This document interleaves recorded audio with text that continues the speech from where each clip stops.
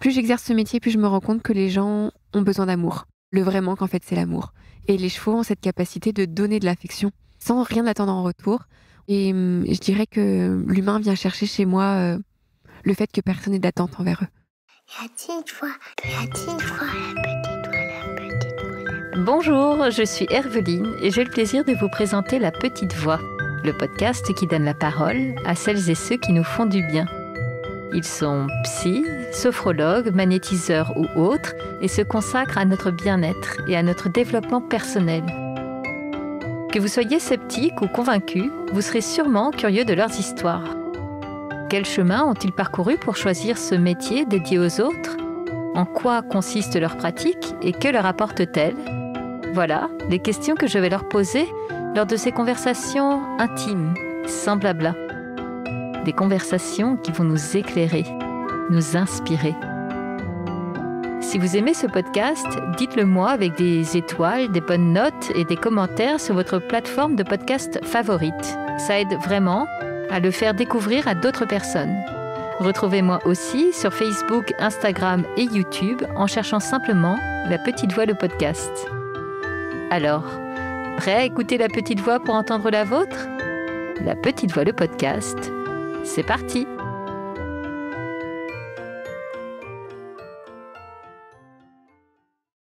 J'aurais pu appeler cet épisode « L'amour est dans le pré », mais il paraît que c'est déjà pris. Le pré, parce que vous allez l'entendre, j'ai justement enregistré cet épisode dans un pré, comme ça, au milieu de la verdure, et devant le spectacle du soleil qui se couchait sur les collines du Beaujolais. Tout cela sous les yeux un peu déconcertés de 5 de 5 chevaux. Et l'amour, parce que mon invité Morgane Schultz irradie d'amour, de cet amour pur qui raconte la sérénité, la bienveillance et la compassion. Morgane est Equi-Coach. En bref, elle accompagne les humains avec ses outils de coach, mais aussi et surtout avec ses chevaux.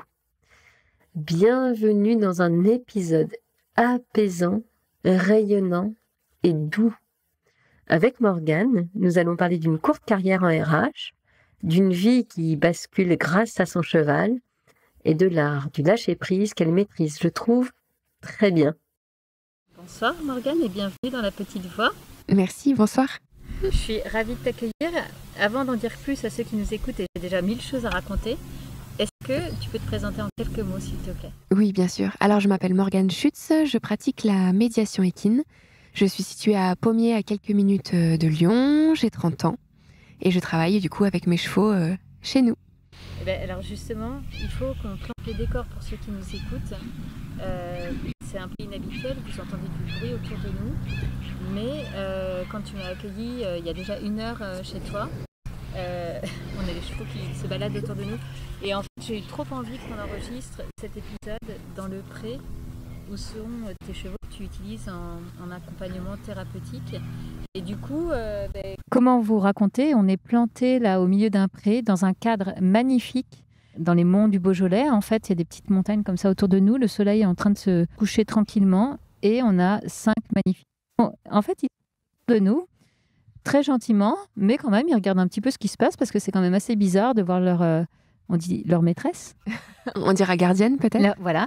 Ils se demandent ce que fait leur gardienne, assise par terre, à parler dans un micro avec une hurluberlu, qui a sorti les micros, le sac et compagnie. Donc, on est en bonne compagnie et puis j'espère que du coup, le fait qu'on enregistre dehors, ça vous met aussi dans cette ambiance magnifique dans laquelle on est. Morgane, il y a une première chose qui est hyper intéressante dans ton parcours, c'est que tu es une toute jeune femme. Oui. Tu n'as que 30 ans.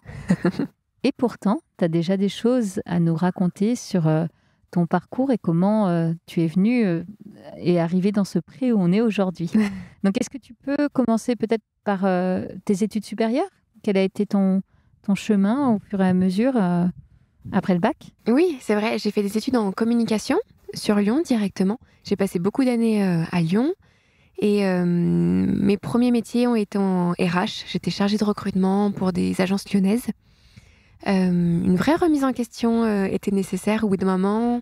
C'est vrai que j'offrais du travail aux gens et je me suis rendu compte que je voulais leur offrir autre chose, qu'avant de trouver un travail, il y avait d'autres nécessités Ok. et d'autres valeurs que je voulais leur transmettre. Mais moi, il y a une première chose que j'ai besoin de creuser. Tu dis que tu as fait des études en communication. Pourquoi? Je pense que j'ai toujours apprécié être proche de l'humain. La communication pour moi était globale. Comment communiquer au plus grand nombre, se faire comprendre et comprendre le reste du monde. Ah, ok.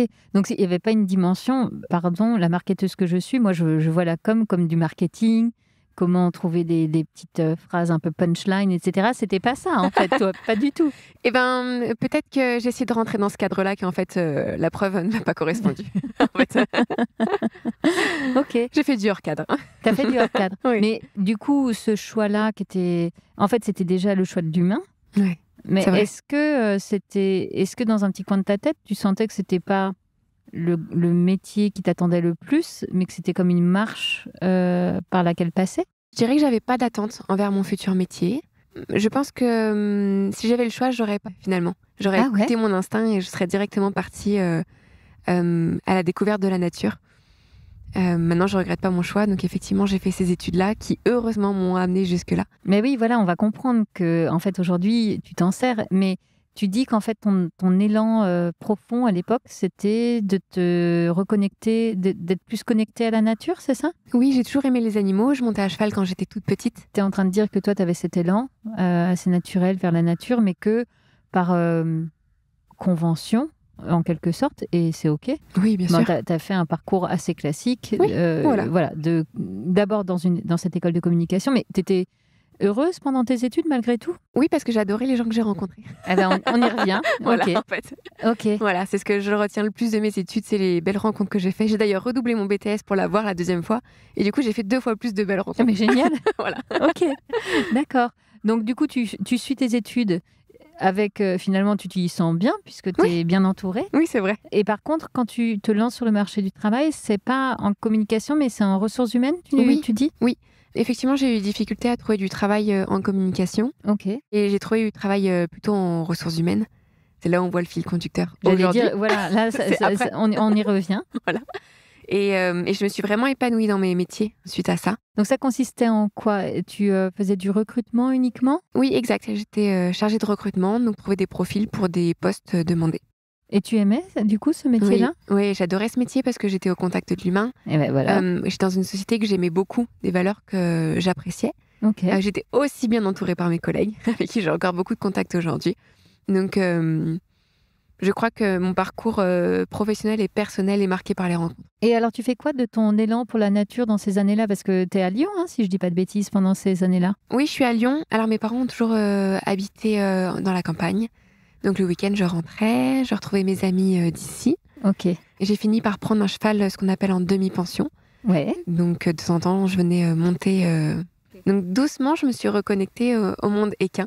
Est-ce que tu avais abandonné, en fait? Tu avais arrêté l'équitation? Oui. Toi, tu en avais fait petite? Oui, effectivement, j'avais arrêté parce que, après, en partant sur Lyon, j'avais d'autres préoccupations, d'autres exigences.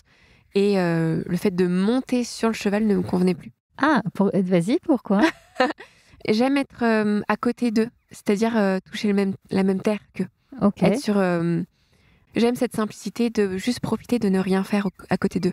Quand on est dessus, on est dans l'action. Comme on est là, ici, assis, entouré de 5 chevaux, en fait, c'est en ne faisant rien que tout se passe. Donc quand même, tu arrives à maintenir ton lien avec la nature via ces week-ends et puis ce cheval que tu reprends. Tu nourris ton besoin d'humain à travers ton travail. Exact. Du coup, est-ce que tu te poses des questions parfois un peu philosophiques sur qu'est-ce que j'ai vraiment envie de faire de ma vie? Parce que tu es encore toute jeune. Oui, plein de questions. Alors après, est-ce qu'il faut vraiment y répondre à ces moments-là? Je sais pas. Mais je me suis toujours intéressée au fonctionnement de l'humain. Ok. Que ce soit en termes de fonctionnement interne ou externe, dans les relations. Qu'est-ce que vient chercher l'humain? Quelle est sa place, la place de l'humain dans cette société? Toutes ces questions-là venaient me chercher. Des questions philosophiques quand Ouais, même. plutôt Hein. philosophiques. C'était par rapport à toi et ta place et ce que tu voulais faire là. Non, c'était très général. En fait. Ok. C'est une façon de remettre en question le monde dans lequel on vit. Et qu'est-ce qu'on en fait? Et qu'est-ce qu'on a envie de laisser aussi dans ce monde-là? Est-ce qu'il y avait dans ton entourage des personnes qui t'ont ouvert à ces questions-là ou c'est vraiment venu de toi? Je crois que c'est venu de moi. Ok. Ouais. Et tu nourrissais ça comment à l'époque? Peut-être des lectures ou Je crois que j'étais assez autonome effectivement sur le début. J'ai dû commencer mes recherches sur Internet comme tout le monde. Après, j'ai dû acheter des livres et des livres et des livres. Ok. Et après, ça s'est enchaîné très très vite. Mais après, on reparlera de ma reconversion. Mais une fois que j'ai mis le pied dans la reconversion, tout est allé très très vite. Ah. Et après, c'est les nouvelles rencontres qui m'ont emmenée jusque-là. Tu fais du teasing, c'est super. Pardon. Tu vois que tu es un peu marketeuse Finalement, quand même. il reste. Il y a quelques restes. Justement, venons-en à ce moment où tu commences à t'ennuyer. Est-ce que c'est que tu commences à t'ennuyer? Qu'est-ce qui te fait te poser des questions? Puisque là, on t'a laissé, tu étais plutôt bien. Non, je pense qu'il n'y a pas eu d'élément forcément déclencheur. C'est des questions que je me pose encore aujourd'hui. Je pense que c'est intéressant de se remettre en question régulièrement. Ok. Je dirais pour pas aller chercher la routine.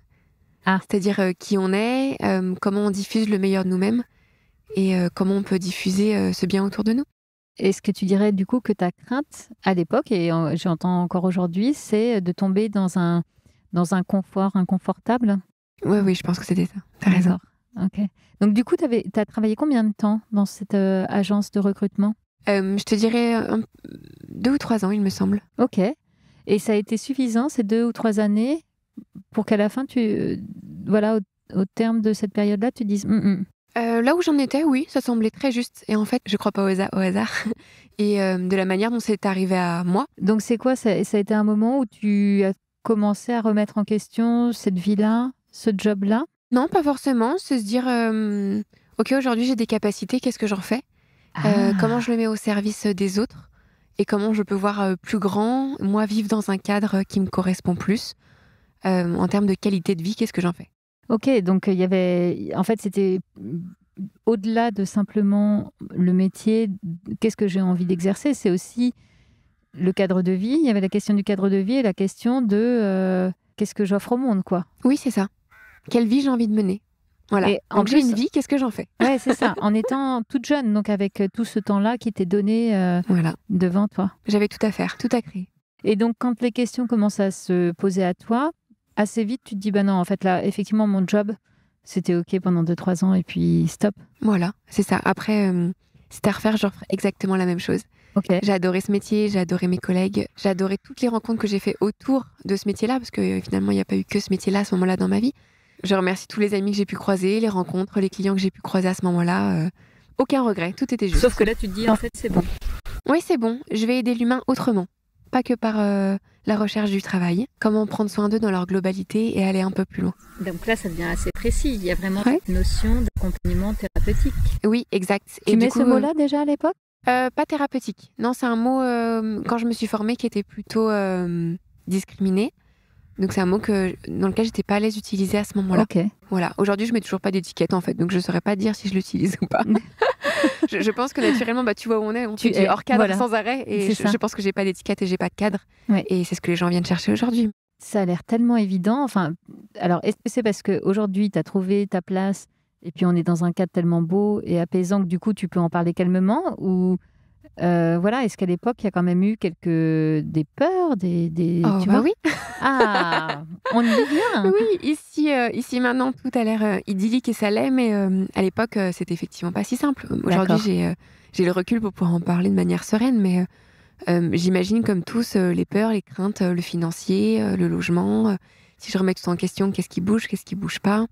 Mais j'avais vraiment envie d'allier Aujourd'hui, je l'appelle la nature humaine, c'est allier l'humain et la nature. Ah, la nature humaine. Ouais. Voilà. Donc, une fois ces peurs passées, j'étais accompagnée sur mes peurs aussi. Je les ai pas gérées toute seule. Et voilà, faut savoir qu'on peut pas tout faire tout soi-même. Donc, se faire accompagner, c'est indispensable. Et c'était vraiment un très, très bel accompagnement. Pareil, c'était à refaire, je referais exactement la même chose dans le même sens. Donc là, quand tu as senti toutes ces questions venir à toi, évidemment, il y avait, tu le dis, finalement, des peurs, des doutes et tout ça. Donc là, tu t'es dit, je vais me faire accompagner pour y voir plus clair sur mes envies profondes et comment m'y prendre, c'est ça? Oui, c'est ça.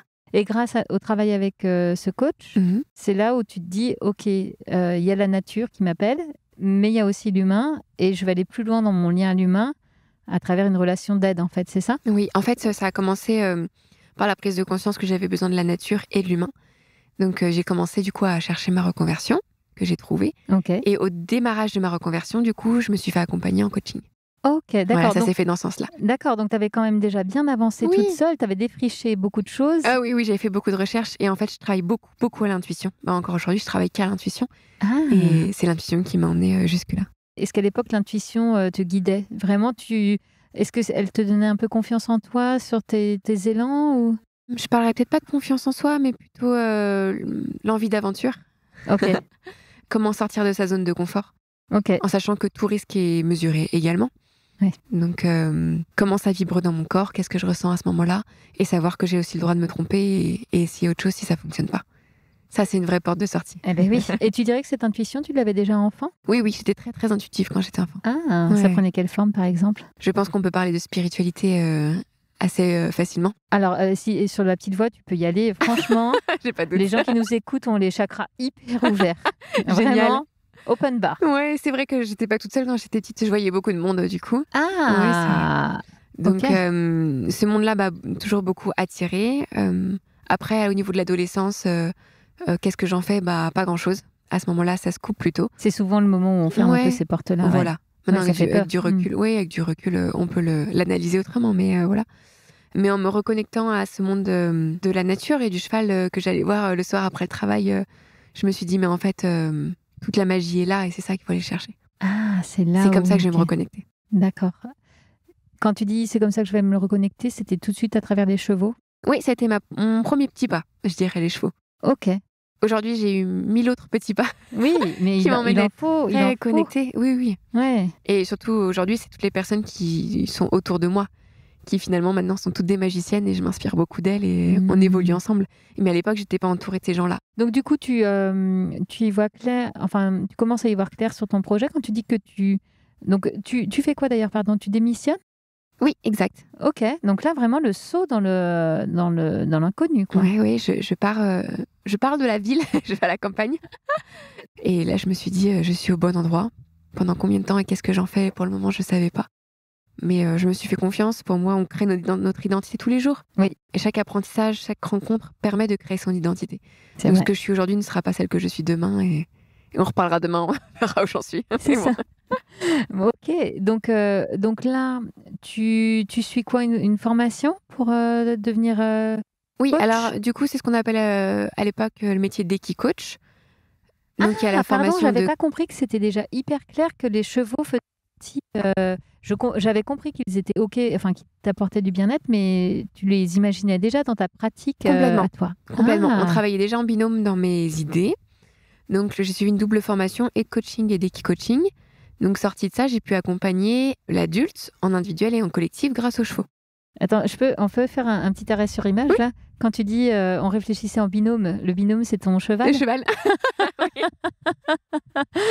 Ouais. On était 2 accompagnants pour une personne. D'accord. Wow. Pour moi, accompagner dans un cabinet ne répondait pas à mes besoins. Ben, tu avais besoin de nature Exact. et de chevaux pour faire. En Exact. fait, le cheval, j'ai l'impression que c'est ta connexion entre la nature et l'homme. Oui, c'est ça. Voilà, c'est mon fil conducteur. Donc là, du coup, quand même, tu fais une sacrée bascule dans ta vie. Tu commences à y voir clair sur là où tu veux aller, sur la manière dont tu vas accompagner les personnes et puis où tu souhaites le pratiquer. Qu'est-ce qui va t'amener petit à petit à être là où on est aujourd'hui, dans ce cadre magnifique? Une rencontre. Allons-y. Une rencontre d'abord équine. Pendant ma reconversion, j'ai du coup rencontré mon cheval. Ok. Comment qui s'appelle-t-il? Rendons-lui hommage. Il se prénomme à la base Gangster, que j'ai renommé Lumière. Oh. Ouais. Oui, voilà. On ne fait pas passer le même message quand même de l'un On à l'autre. comprend pourquoi j'ai changé de nom. Voilà. Donc, cette rencontre-là, c'était un tout jeune cheval qui avait 2 ans, qui avait jamais été touché. Il connaissait pas le contact à l'humain. Donc, tout était à construire. J'étais neutre. Il était neutre. Et qu'est-ce qu'on construisait ensemble? Achat instinctif, achat coup de cœur. Je me suis retrouvée du coup avec un cheval sans lieu où le mettre. Ok. Et j'avais une amie qui était du coup dans les écuries où nous sommes assises ici et maintenant, qui avait son cheval ici. Et je lui dis, écoute, si tu peux contacter le gérant et lui demander s'il a une place pour moi.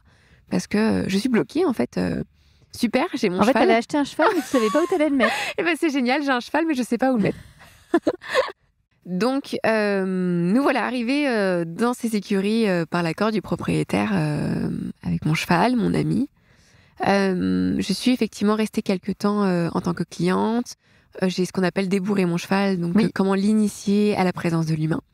Donc j'ai travaillé avec lui. Voilà, je venais le soir après le boulot, m'en occuper le week-end, etc. Quand tu dis après le boulot, c'est que tu étais encore en poste à l'époque? Et en fait, je travaillais dans une autre écurie où du coup, je faisais quelques accompagnements pour commencer. Donc tu pratiquais déjà? L'équi-coaching, je pratiquais Ok, déjà. Oui, ok. c'est vrai. Ouais. D'accord. Donc, je venais ici le soir. Et puis un jour, changement de vie. En fait, avec le gérant des écuries, je suis plus cliente, mais du coup, je suis conjointe. Oh! Donc, gros basculement. C'est les feux de l'amour. Oui, c'est ça. Et en même temps, on avait la conversation rapidement off tout à l'heure. Je disais, c'est tellement beau quand tu te mets en mouvement et que tu acceptes de changer ta vie Ouais. pour aller dans l'élan qui t'appelle. Bah, les choses se mettent naturellement en place. Et là, tu rencontres cet homme. Oui.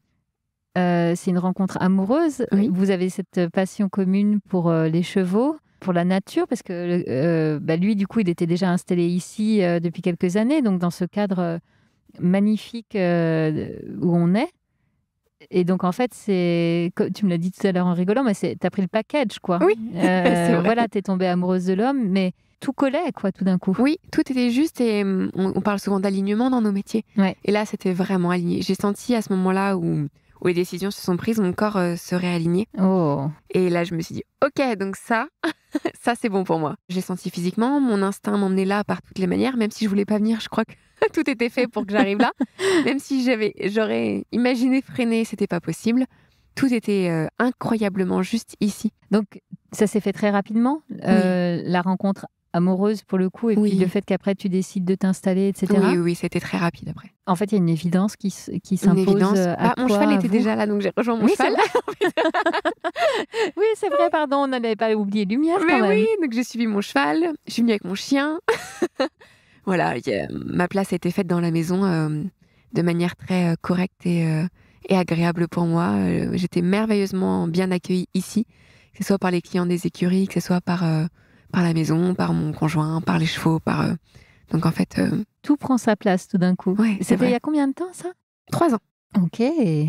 Waouh. Et du coup, comme tu commençais à pratiquer un peu comme équi-coach, est-ce que tu dirais que c'est avec Lumière que tu as appris vraiment ton métier? Est-ce que du coup, tu as eu une relation qui était thérapeutique pour toi avec lui? Alors, je pense que lui a beaucoup travaillé sur moi, mais moi, j'ai pas réussi à travailler avec lui. Il m'a vite posé ses limites. C'est un cheval qui est un peu particulier. En termes de caractère? En Il a termes de son petit caractère. Oui. Ok, Ouais. d'accord. Même en termes de sécurité, voilà, il demande un certain fonctionnement qui répond pas aux besoins de mes clients aujourd'hui. D'accord. Donc, du coup, j'ai entendu ses limites, Ok. que je respecte. Et j'ai eu cette chance incroyable de rencontrer le troupeau dans lequel On va en on parler. partage la soirée. Là, Voilà. Ils se sont un petit peu éloignés de nous, mais on fait le coucher du soleil avec eux. Voilà, exactement. Ça y est, on les perturbe plus. Ils se sont dit, c'est bon, on les laisse discuter. On va voir un peu plus loin. C'est vrai. Et j'étais tellement bien accueillie par eux que j'ai profité de leur accueil. Après, je reste prudente au fait qu'ils y trouvent leur compte aussi, que ce soit juste pour eux, garder de la motivation, de l'entrain. On en parlait tout à l'heure, mais on en reparlera peut-être, que du coup, je veille à ce qu'ils reçoivent aussi des soins pour les remercier, faire preuve d'empathie. Comme je te disais, je pense que le lieu est constitué de 3 choses. C'est des terres, de l'espace, de l'environnement dans lequel on est, des chevaux, et de moi en tant qu'accompagnatrice. Donc, il y a 3 piliers, en fait. Je peux témoigner, quand je suis arrivée, donc là, on est en vendredi, en fin de journée, et quand je suis arrivée, j'ai eu l'impression de poser mes valises, quoi. Alors que je ne viens pas dans un cadre thérapeutique a priori, et que voilà, je viens avec l'idée de faire cette interview, mais il y a vraiment quelque chose qui se pose et de très apaisant. En fait, il y a quelque chose d'harmonieux. Oui. Le décor est harmonieux, on sent de l'harmonie autour de toi, autour des chevaux. Il y a vraiment quelque chose là qui s'impose un peu à nous. La question qui me vient quand tu parles de cette rencontre avec l'autre, c'est est-ce que lui connaissait l'équi-coaching? Je dirais que lui, son métier, c'est les chevaux, et moi, mon métier, c'est l'humain. Ok. Donc, chacun a ses limites aussi. Ben, bien sûr. Voilà. Ouais. Aujourd'hui, on s'entraide beaucoup. On se remet en question l'un et l'autre sur nos pratiques pour évoluer. Effectivement, lui, il a du coup son entreprise avec les écuries, et moi, j'ai mon entreprise d'accompagnement de l'humain. Quand j'ai des situations sur lesquelles j'ai envie de me remettre en question, il m'aide. Il connaît aussi très très bien ses chevaux parce que ça reste aussi son troupeau. Et lui, quand il a des difficultés envers ses chevaux, de mon regard extérieur intuitif et décodage de l'animal et de l'humain, j'essaie de l'aider aussi à mon retour. Alors, je pense qu'il faut qu'on en vienne à parler vraiment de ce que c'est que cette thérapie par le cheval, là. En quoi ça consiste ? Je dirais que il y a plein de manières de faire ce métier. Ok. On est beaucoup à être formés actuellement, Ouais. mais il y a plein de façons de le transformer. Aujourd'hui, je ne pratique pas de la même manière dont j'ai été formée. Ouais, tu t'es approprié tes propres outils. Exact. J'ai été formée, Mm. après je me suis formée à d'autres choses. Parce que d'autres prismes du métier m'attiraient. Je me suis formée à la communication animale, D'accord. à la ouais. généalogie, aux fleurs de bac. Ok. Ce week-end, je suis encore une formation sur la gestion des traumas. Ok. En fait, dès que j'ai la possibilité, je m'offre un temps pour moi. Ouais. Soit me former, soit faire une retraite quelque part, soit juste me coucher dans un pré, faire des voyages au tambour avec mes amis. Ok. Voilà, ça peut être de différentes manières. Ouais. Mais du coup, moi, m'enrichis pour redistribuer au mieux après auprès de mes clients. Je me nourris, je me ressource. Donc oui, bien sûr, tu emmènes tout ça avec toi dans ta besace de thérapeute aujourd'hui. Et donc, ça fait que tu t'éloignes un peu de la formation telle qu'elle Oui, pour pratiquer, comme, tu vois, à ton image à toi en réalité. à mon image. Et au fur et à mesure où j'évolue dans mon métier, je reçois de différents clients avec différents besoins. Et au fur et à mesure, c'est plutôt eux qui me disent de quoi ils ont besoin.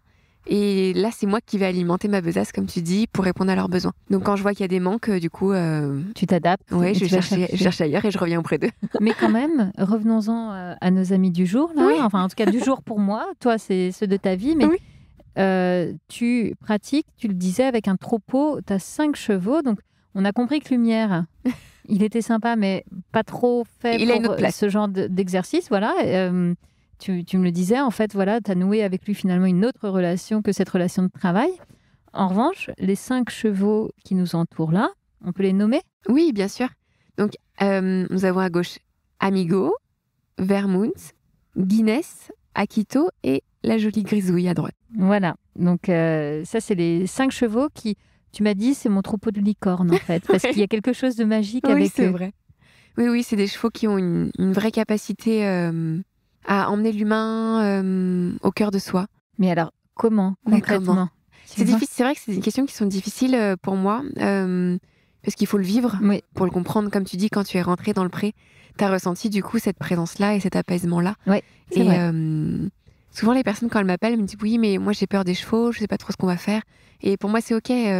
On va apprendre à ne rien faire en fait. Ok. C'est plutôt ça que je propose à mes clients. Mais concrètement, quand on a une séance avec toi, comment est-ce qu'elle se déroule ? Alors du coup, aujourd'hui, il y a un temps j'appelle ça le temps d'accueil. Ouais, Soit on se rejoint directement aux écuries, on s'assoit sous un arbre, on prend le temps d'échanger sur l'histoire de la personne, ou si c'est un suivi sur plusieurs séances, du coup, où on s'est arrêté la dernière fois. Oui. Soit directement dans la salle, dans le bureau, où j'ai une table de soins. Et du coup, là, on peut prendre le temps de dégrossir. Soit on voit les blocages en généalogie, ça peut être un voyage au tambour, ça peut être du coup du décodage directement sur le corps, un soin sur l'âme directement. Et on vient clôturer en rentrant dans le pré des chevaux. Et là, c'est eux qui prennent le relais. ok. Et du coup, plus j'exerce ce métier, plus je me rends compte que les gens ont besoin d'amour. Le vrai manque, en fait, c'est l'amour. Et les chevaux ont cette capacité de donner de l'affection sans rien attendre en retour. Et je dirais que l'humain vient chercher chez moi le fait que personne n'ait d'attente envers eux. En fait, ce que j'entends aussi dans ce que tu dis, c'est qu'ils ne nous jugent pas. Exact. Et ça, c'est quand même, quand on est humain, c'est très dur de ne pas juger. Oui. Mais eux, ils ont nos animaux d'ailleurs en général. Tout est OK en fait. Oui. Ils nous acceptent tels qu'on est Ouais. et ils nous aident à nous accepter tels que nous sommes. Donc finalement, si je reviens à la manière dont va se dérouler une séance, la plus grosse partie de la séance va se passer soit posée à l'extérieur comme on l'est là, Oui, soit dans le cabinet pour un soin particulier. exact. Et les chevaux, c'est un peu le... C'est la cerise sur le gâteau. Ouais, c'est ça. Voilà, c'est ça. Exact. C'est le feu d'artifice à la fin Oui. pour clôturer ce moment-là. Et Oui. peut-être, est-ce que tu dirais pour redescendre avec beaucoup de douceur après Oui. peut-être les échanges que la personne a eu avec toi ou Mhm. le soin en particulier? Je pense qu'ils viennent apporter ce réconfort, ce câlin. Ouais. Je trouve que la meilleure thérapie de l'homme est le câlin. Et ça, c'est le troupeau de 5 chevaux qui sont là, qui m'ont appris depuis le début. On vient vraiment finaliser avec ça. Et il n'y a pas que les chevaux, on voit qu'il y a les arbres, il y a l'énergie du sol, de la nature, l'espace-temps, là on voit le soleil qui se couche. Ouais. Ça, c'est tout ce qu'on n'a pas dans notre quotidien, les personnes viennent vraiment le chercher. Ouais. Et aujourd'hui, je travaille avec des centres de soins, avec les hôpitaux. Et ici, on ne parle pas de médicaments, on ne parle pas de blouse blanche, on ne parle pas de parcours de soins. On vient profiter du calme. C'est ce que tu disais tout à l'heure, qu'est-ce que c'est calme? Mais oui. Et en fait, c'est vraiment un soin qui est, je pense, différent des autres pratiques. C'est qu'on vient chercher le calme, la paix intérieure. Ouais. Et je pense qu'on le trouve. Qu'est-ce qui peut se passer dans ce moment de rencontre entre les personnes et les chevaux? Parce qu'en fait, qu'est-ce qui se passe? Tu viens avec la personne après le soin dans le pré, et puis en fait, c'est pas nous humains qui décidons de ce qui va se passer, j'imagine. Non. Bah, même si on décidait, ça se passe jamais quand on le décide. Bah ouais, c'est ça. C'est comme avec les enfants, Voilà. on ne décide pas. C'est vrai. Donc ça vient aussi chercher un peu l'ego. Voilà, ça vient déconstruire ça et c'est ce qui est joli. C'est, comme je disais, apprendre à ne rien faire. Donc c'est apprendre à rentrer dans le pré des chevaux et à observer ce qui se passe. Et c'est plutôt les chevaux qui choisissent du coup leurs clients. C'est ça. Chaque cheval ici est différent. Ils ont tous une personnalité différente. Et ils savent très bien ce qu'ils font au moment où ils le font. Ils savent poser leur nez à des endroits différents du corps, à des moments précis. Faire des soins énergétiques. C'est des animaux qui sont complètement connectés à l'énergie de la terre, à l'énergie du ciel. Donc tu dis qu'on peut recevoir un soin énergétique d'un cheval? Ah oui, c'est des animaux qui sont guérisseurs. Ouais. Mais ça prend quelle forme alors quand on reçoit un soin énergétique d'un cheval? Eh ben, faudrait venir essayer. Comment te le décrire? Ça se traduit, les personnes rentrent dans... Comment expliquer? Le cheval rentre dans la bulle de l'humain. Et il y a cette connexion énergétique qui est en fait pas palpable, qui est invisible, qui se transmet. Comme toi tout à l'heure, tu disais je suis bien. Ouais. Et en fait, il y a cette espèce de cocooning qui se met entre nous. Oui. Et c'est souvent là où les larmes tombent, où le masque tombe. Et on vient découvrir la personne telle qu'elle est et pas comme elle doit être dans son quotidien. En fait, on peut poser les armes quand on est là? Oui, exact. Ici, on est en sécurité. Ah, la notion de sécurité. Et c'est les chevaux qui vont apporter ça? Oui. De par leur présence, on a tous une histoire avec un cheval quand on était petit. Le cheval, c'est l'odeur du cheval, c'est le réconfort, c'est le cheval libre. On en voit beaucoup dans les dessins animés. On vient vraiment chercher cet enfant intérieur quand on est au contact du cheval. Ça nous renvoie à ce côté enfantin qu'on a en nous, en fait. Oui. Ok. Et est-ce que tu peux donner des exemples de choses qui se sont passées en séance, justement, avec les chevaux? Chaque séance est différente. Oui. Je dirais que, alors ça peut toujours un peu inquiéter quand je dis ça, il y a beaucoup de larmes qui tombent, mais c'est des larmes de délivrance. C'est se reconnecter de cœur à cœur. Ouais. Je reçois beaucoup de personnes qui manquent d'affection, en fait. Ok. Chaque thérapeute attire des personnes différentes. Moi, je reçois beaucoup de centres de soins et je crois que l'humain a vraiment besoin qu'on le prenne dans ses bras. L'exemple le plus récent, ce week-end, du coup, je forme à mon métier, je suis aussi formatrice, j'ai oublié de le préciser. Ok. Ce week-end, on était du coup aussi dans ce pré-là et on a fait un voyage au tambour. Ouais. Avec une de mes collègues, une de mes collègues en qui j'ai complètement confiance, qui est venue initier à son métier, pour que mes stagiaires puissent avoir un autre panel, un autre point de vue sur les accompagnements. Et une des stagiaires était allongée au sol, vivait du coup des énergies qui bougeaient par le tambour. Ouais. Et sur la fin, sur les dernières notes du tambour, Amigo, qu'on voit là-bas au fond, qui est le chef du troupeau, est d'un coup arrivé au galop tout près d'elle, un galop qui frappait le sol. Et au moment où il s'est mis près d'elle, du coup, les larmes sont tombées. C'est comme si elle ne pouvait pas lâcher tant qu'il n'était pas en présence. Oh. Voilà. Donc, quand il est arrivé à quelques mètres, dernier pas, poum, le corps s'est délivré et les énergies ont lâché et la délivrance a pu naître. Et du coup, effectivement, cette jeune femme est en pleine renaissance actuellement. Waouh, ça me touche. Oui, je te sens émue, je te vois émue. Tu vois, j'en aurais presque les larmes aux yeux, alors que je ne sais pas de qui on parle, je ne sais pas pourquoi. Et ça, si je dis qu'on n'a pas le contrôle, c'est pas palpable. Il n'y a que qu'on cette vérité-là. Tu me disais que parmi tes chevaux... Alors, parlons d'ailleurs de ce troupeau. Il s'est constitué naturellement parce que, on l'a compris avec Lumière, c'est pas n'importe quel chevaux que tu peux utiliser en... Oui, j'ai besoin d'avoir... déjà, je suis très rigoureuse sur la sécurité. Donc, j'ai besoin d'avoir des chevaux en qui j'ai confiance. Donc, déjà d'un certain âge, parce que j'ai besoin qu'ils soient plutôt stabilisés dans leurs émotions, qu'ils connaissent bien le lieu, un troupeau qui est stable depuis longtemps pour que ça soit des moments qui soient agréables pour eux. Ouais. Des chevaux dont on prend soin, c'est des chevaux aussi qui font quelques cours d'équitation de temps en temps. Okay. Pour les jeunes du village qui viennent prendre des cours d'équitation avec Claude, du coup, pour sa partie à lui. Donc, effectivement, je suis très rigoureuse sur le choix des chevaux. Après, on parlait de justesse tout à l'heure, c'est que le troupeau était déjà constitué quand je suis arrivée. Ah. Donc, ils m'ont pris comme j'étais, je les ai pris comme ils étaient. Mais quand tu dis que le troupeau était déjà constitué, c'est que je crois que Claude a une quarantaine de chevaux au total, c'est ce que tu me disais. Et ces 5-là étaient déjà plus souvent ensemble, c'est ça? Eh bien, ils étaient depuis toujours ensemble. La différence, c'est que eux, ce sont les chevaux de Claude et les 35 autres Oui. sont les chevaux de clients, de propriétaires. Ah, d'accord. Donc là, il y a des limites qui se posent. Voilà. Ok. Mais là, du coup, comme si on t'avait servi sur un plateau, Oui, vu de tes l'extérieur, ça collègues, peut paraître quoi. ça. Oui, c'est vrai. C'est pas mal. Oui. Ok. Et Bah, donc, c'est aussi une confiance de Claude. C'est lui qui m'a du coup confié son troupeau pour Bah pouvoir ouais. accompagner un maximum de personnes. Donc, je le remercie encore grandement parce que la structure, c'est lui qui l'a créée. Le troupeau, c'est lui qui l'a mis en place. Ouais. C'est un travail collectif. On fait du bien au plus grand nombre, mais derrière, il y a un travail d'équipe et beaucoup de travail de confiance. En fait, vous vous êtes tous trouvés. Oui, c'est vrai. Les humains, les chevaux. Enfin, il y a comme quelque chose, tu sais, d'un puzzle où toutes les pièces ont trouvé leur place et c'est parfait. Ouais, en fait, il faut rien toucher. On dit quand Ah. ça fonctionne, on ne touche à rien. Oui, c'est ça. C'est ça. Et tu me disais, les chevaux, ils ont un peu chacun, et bien sûr leur personnalité, mais aussi peut-être leur appétence dans le travail. Enfin, tu me parlais, c'est Gribouille qui aime particulièrement les enfants, Oui, par exemple. Grisouille. Grisouille, pardon. Je t'en prie. Oui, Grisouille aime beaucoup les enfants. Guinness aussi, la blanche que tu as rencontrée tout Ouais. à l'heure. Si on s'approche d'elle avec du matériel, ce qu'on appelle un licol pour prendre Oui. le cheval, elle le refuse. Du coup, elle part. Ah, Elle refuse le matériel. Donc ça lui demande, ça nous demande de venir vers elle sans matériel. C'est là où on va être dans l'être et pas dans l'action. et oui. Elle nous rappelle ça en fait. Mais oui. Ils ont tous une disponibilité différente, des journées différentes, Ouais. des temps de la journée différents. C'est eux qui me donnent et en fonction je m'adapte. En fait, ce que j'entends dans la manière dont tu pratiques, mais je pense que c'est aussi ta philosophie de vie, Ouais. c'est qu'il y a un truc de rien n'est calculé, donc Oui. grand lâcher prise, et on fait avec ce qui est là à l'instant où ça arrive. C'est se dire qu'est-ce qui se propose. Quand je reçois mes clients, on prend l'exemple de la personne qui est venue juste avant que tu arrives. Ouais. Je savais pas avec quoi elle venait. On a pris le temps d'échanger sur ses besoins et finalement on est venu s'allonger au fond du pré, sous Ok. l'arbre, à l'ombre. On a fait une méditation Oh, et après elle a pu reprendre contact avec les chevaux.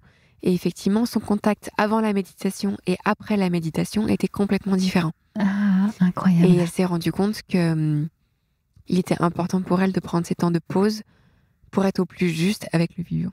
Ok. Donc toi, tu travailles, quand tu accueilles quelqu'un, tu ne sais pas du tout ce qui va se passer pendant la séance. Oui, c'est vrai. Tu as tes outils qui sont à dispo, donc voilà, tu as toutes les ressources auxquelles tu peux faire appel, Oui. mais tu ne peux rien anticiper, Non. ni de la manière dont tu vas travailler avec l'humain, Ouais. ni dans la manière dont tu vas travailler avec tes chevaux. Oui. C'est comme ça se présente là. Exact. Je dirais que je veux surtout pas anticiper. Ça voudrait dire que je suis dans le contrôle et que j'ai des attentes. Et en travaillant avec du vivant et notamment les chevaux, c'est au risque d'être toujours déçu. Donc oui. je me laisse guider par la personne, par la nature et par mes chevaux. Oui, mais Morgane, Oui. moi, vraiment, je trouve ça génial et j'entends tout ce que tu dis. Mais dans la vraie vie, qui arrive à ne pas contrôler du tout et être dans cette espèce de lâcher prise? Tu vois, t'es un ovni. Je rappelle, pour les personnes qui nous écoutent, que Morgane a 30 ans. Je suis en train de me prendre une claque. Et c'est génial. Il y a peu de personnes qui incarnent à ce point cette capacité à laisser venir, Ouais. quoi. Bah, ce que je disais tout à l'heure, quand je fais mes courses, je retourne dans le monde des moldus et, et je suis comme tout le monde. J'ai mes pics de stress. Voilà. En plus, maintenant, je suis maman. Il y a plein de choses que je contrôle. La maison, je contrôle. Je contrôle aussi des choses. Ouais. Je suis comme tout le monde. C'est juste que, comme tu disais, quand je suis dans cet espace-temps, je peux pas demander aux personnes d'être le plus calme et le plus juste possible si je ne le suis pas. Oui. Donc, je m'instaure aussi cette rigueur de me dire, je veux que vous alliez bien, mais du coup, il faut que moi, je sois alignée à ce moment-là. Et oui.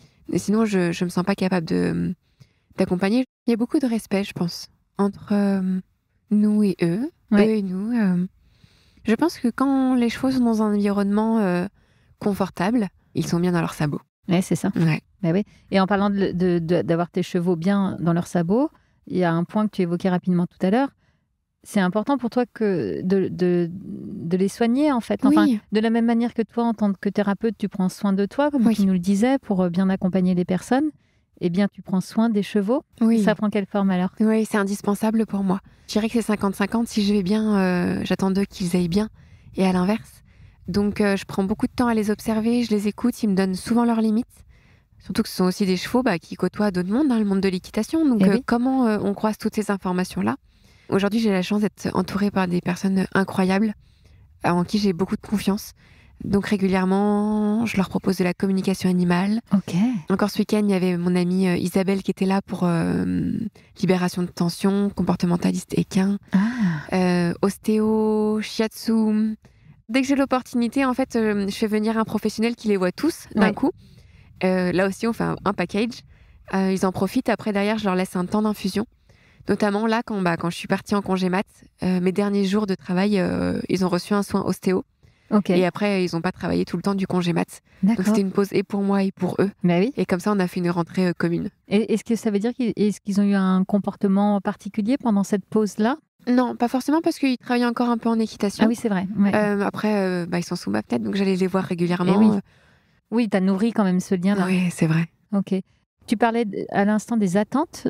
Eh ben, quel type d'attente on peut avoir quand on vient te voir ? On vient te voir pour quel sujet, quelle thématique ?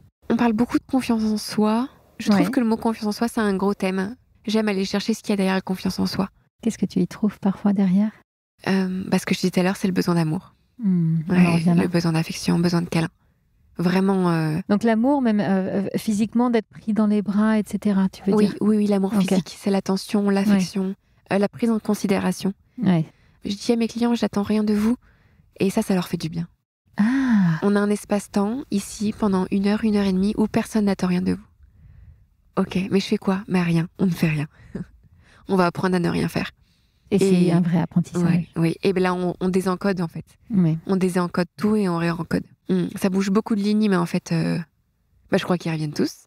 Mais oui, en fait. Bon, alors tu vois, ça c'est bon signe si les personnes que tu accompagnes reviennent. Ouais. Et est-ce que du coup, à travers ces accompagnements, tu as pu voir certaines transformations, même si le mot maintenant est un peu galvaudé, tu vois, mais des personnes qui, à travers ces séances, ont pu se réaligner. On parlait d'alignement tout à l'heure. J'ai beaucoup de métamorphoses. Aujourd'hui, je travaille, je disais, avec le centre de soins, notamment les hôpitaux, notamment avec un service. Je reçois beaucoup de personnes, de femmes atteintes de cancer du sein. Ouais. Donc là, on vient de reconstruire le corps, travailler sur le deuil. Qui je suis maintenant ? Qu'est-ce que j'ai traversé ? Qui j'ai le droit d'être maintenant ? Si je pose mon corps sur le corps du cheval, du coup, qu'est-ce que je sens ? Donc on va passer par toutes ces thématiques-là. Et ce que je disais, on ne parle pas de blouse blanche, on ne parle pas de maladie ici. Je dis beaucoup, ici on va venir se foutre la paix. Et vous serez ressourcés pour continuer. Après, on parle toujours de combat en extérieur. Ouais, ça me touche évidemment, puisque tu le sais, moi j'ai eu un cancer du sein, donc tout ce que tu dis là. Donc je comprends, en fait, tu offres à ces femmes-là, à ce moment-là, comme un moment où on arrête, en fait. Ça y est, on n'est plus dans cet univers d'hôpital, on n'est plus dans ce qu'on entend beaucoup. Moi, ce que je trouve horrible d'ailleurs quand on est malade, on combat, en fait. Oui. Mais tout d'un coup, on se pose et on s'autorise un peu de douceur. Voilà, c'est ça, on baisse les armes. On vient couper le mental ici. Je pense que c'est vraiment, on va le voir comme un havre de paix. Oui, oui. On fait beaucoup de stages, on accueille beaucoup de stages le week-end. J'ai vraiment envie d'ouvrir les portes à tous de ce lieu-là. Ouais. Effectivement, je me sens privilégiée de vivre ici. Mais oui. Mais c'est toi qui tu l'as créé, tu as créé cette chance-là. Oui. Tu vois. Ouais. Et du coup, comment je le diffuse ? À la hauteur de ce que je peux. Et de la plus belle des manières. Je te remercie. Et c'est drôle, on arrive sur la conclusion de notre entretien. Amigo. C'est Amigo. Ouais. On a Amigo qui se rapproche de nous là. Il sent que c'est bientôt la fin. Il se dit c'est bon, je vais retrouver ma gardienne. J'aimerais conclure par quelques questions rituelles, pardon. Oui. Ma première question, j'aimerais savoir si tu écoutes beaucoup ta petite voix. Oui, énormément. On parlait d'instinct. Effectivement, c'est ma petite voix. Je suis beaucoup guidée par mes guides. Je pense que je peux en parler librement ici. Oui, je suis beaucoup guidée. Je suis très, très instinctive. Et oui, j'écoute énormément ma petite voix. Et j'écoute beaucoup les petites voix de mes entourages qui savent très bien me conseiller. Est-ce qu'il y a un livre qui t'a particulièrement accompagné dans ta vie ? Je pense que oui, effectivement, il y a eu une balance qui s'est faite le jour où j'ai découvert le livre de Jacques Martel, Décodage biologique. On fait le lien entre les émotions et les maladies du corps. Du coup, on peut tout décoder à ce niveau-là.